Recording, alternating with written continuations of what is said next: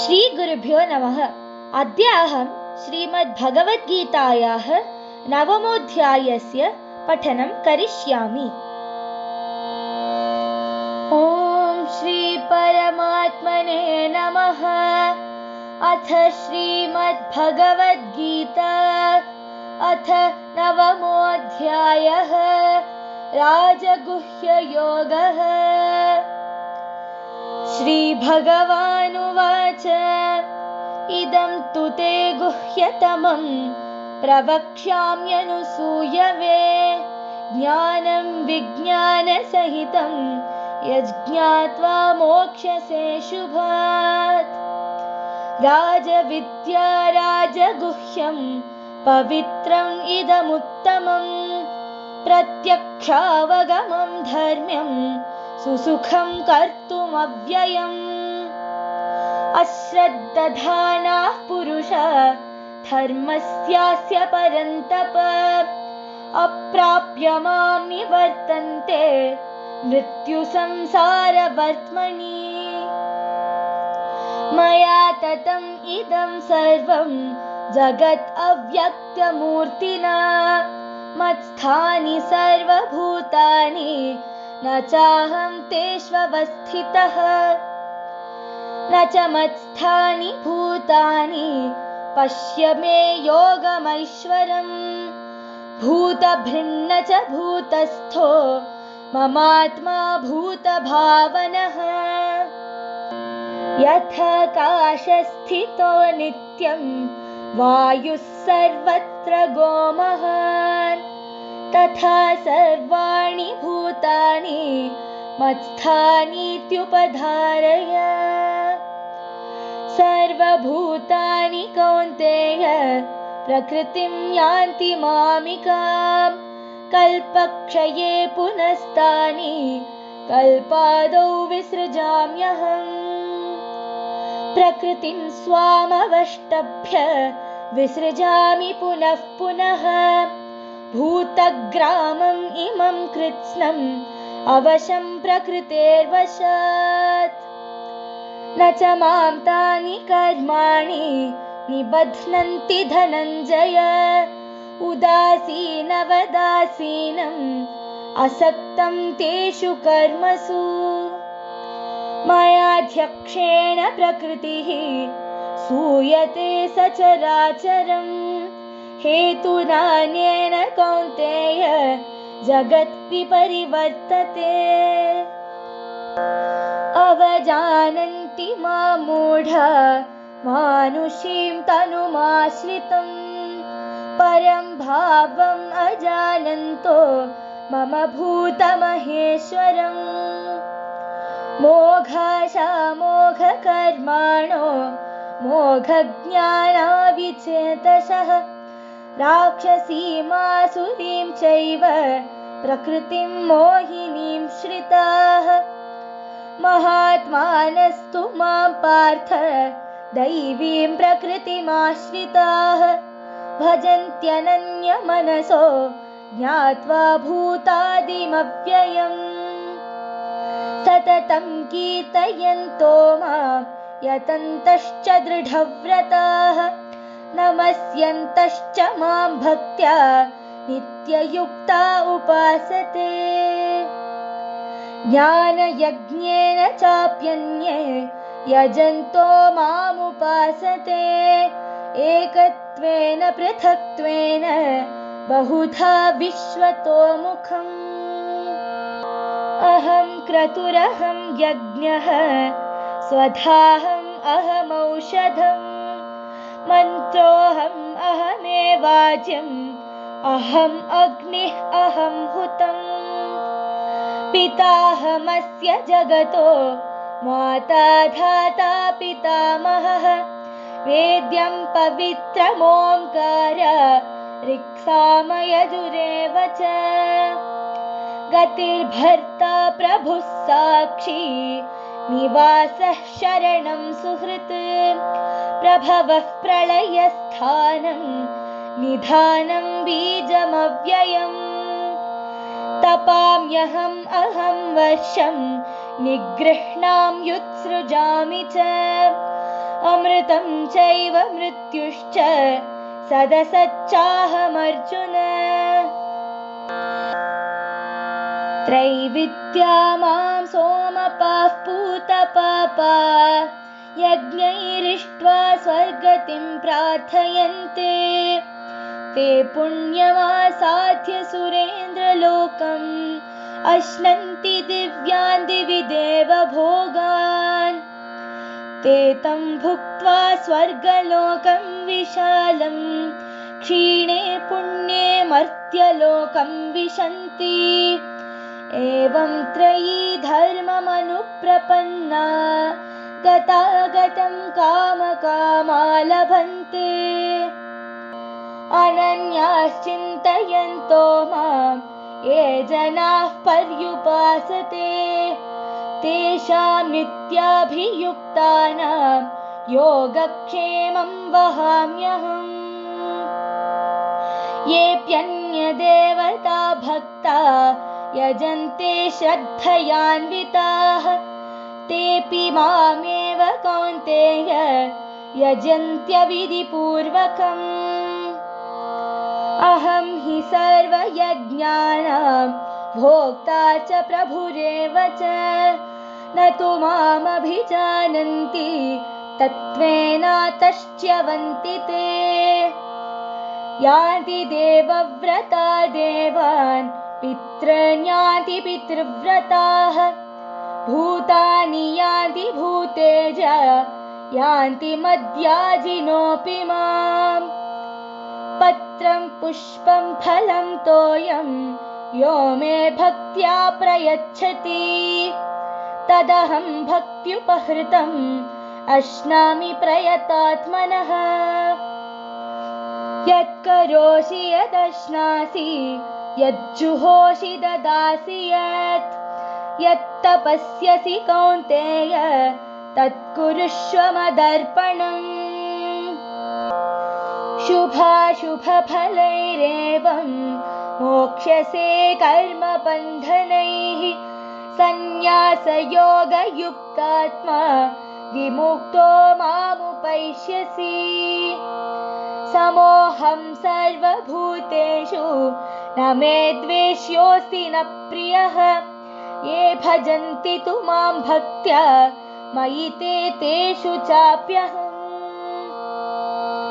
अपि चेत् सुदुराचारो भजते मामनन्यभाक् साधुरेव समन्तव्यः सम्यग् व्यवसितो हि सः क्षिप्रं भवति धर्मात्मा शश्वच्छान्तिं निगच्छति कौन्तेय प्रतिजानीहि न मे भक्तः प्रणश्यति मां हि पार्थ व्यपाश्रित्य येऽपि स्युः पापयोनयः स्त्रियो वैश्यास्तथा शूद्राः तेऽपि यान्ति परां गतिम् किं पुनर्ब्राह्मणाः पुण्या भक्ता राजर्षयस्तथा अनित्यम् असुखं लोकम् इमं प्राप्य भजस्व माम् मन्मना भव मद्भक्तो मद्याजी मां नमस्कुरु मामे वैष्यसि युक्त्वैवम् आत्मानं मत्परायणः ॐ तत्सदिति श्रीमद्भगवद्गीतासु उपनिषत्सु ब्रह्मविद्यायां योगशास्त्रे श्रीकृष्णार्जुनसंवादे राजगुह्ययोगो नाम 9मोऽध्यायः। हरिः ॐ।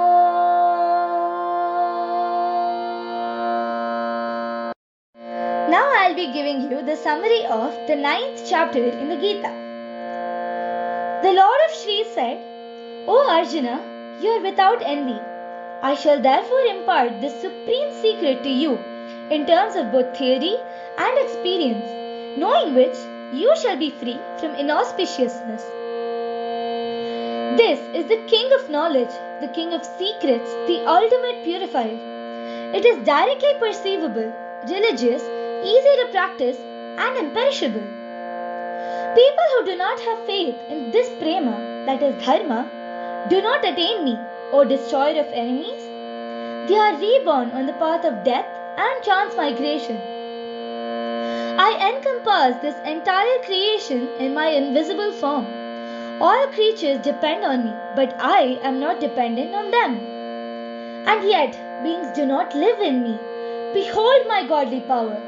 While I am the maintainer and the source of beings, myself is not contained in created beings.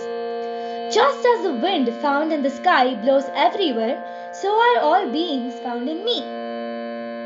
At the end of a cycle of kalpas, O son of Kunti, all beings enter my material nature.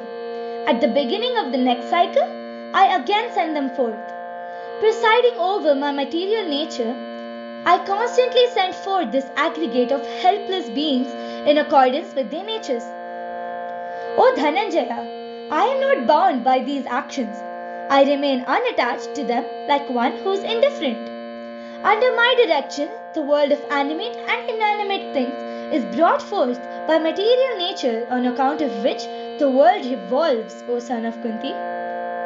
Fools who have assumed human form deride me, not understanding my transcendental existence as the great Lord of all beings. Their hopes are in vain, their actions are in vain, their knowledge is in vain. They are irrational, trusting the deceiving nature of fiends and demons. On the other hand, O Partha, those great souls who surrender to the divine nature worship me with steady minds, knowing me to be the imperishable source of all beings. Always chanting my name, fixed firmly in their vows, and worshipping me with devotion, they worship me with an unbroken longing for union.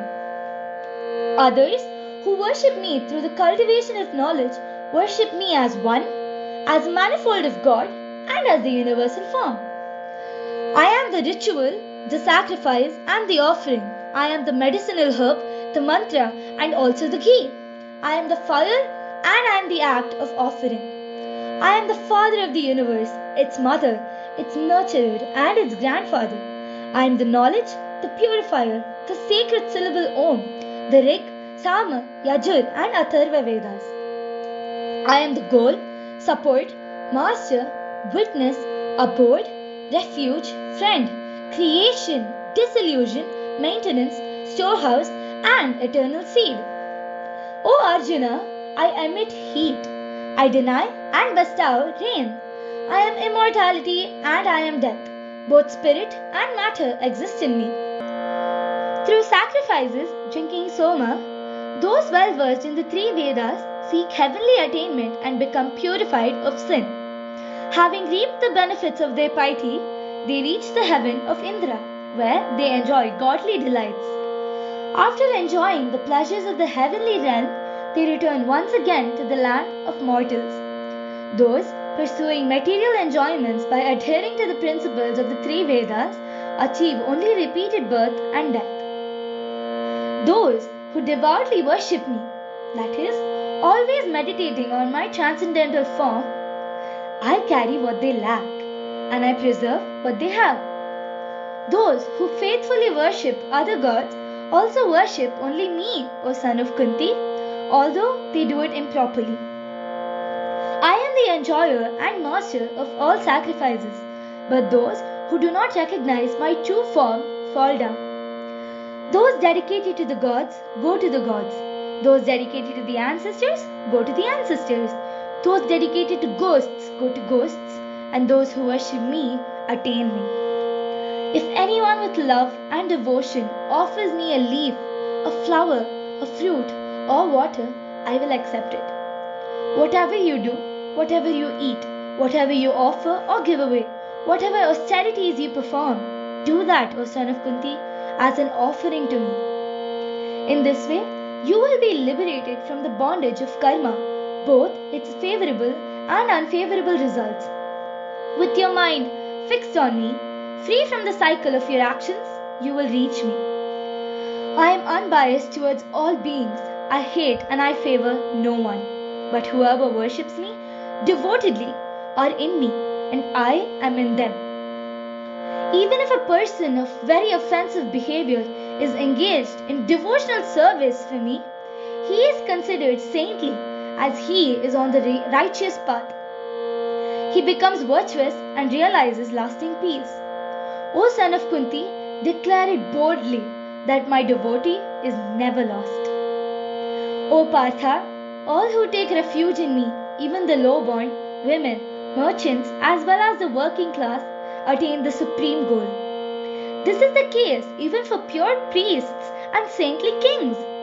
Having come to this temporary unhappy world, engage in service for me. Fasten your mind always on me, be my devotee, worship me, and offer obeisance to me. Thus, absorbed in me alone, you shall come to me. Thank you. I hope you enjoyed listening.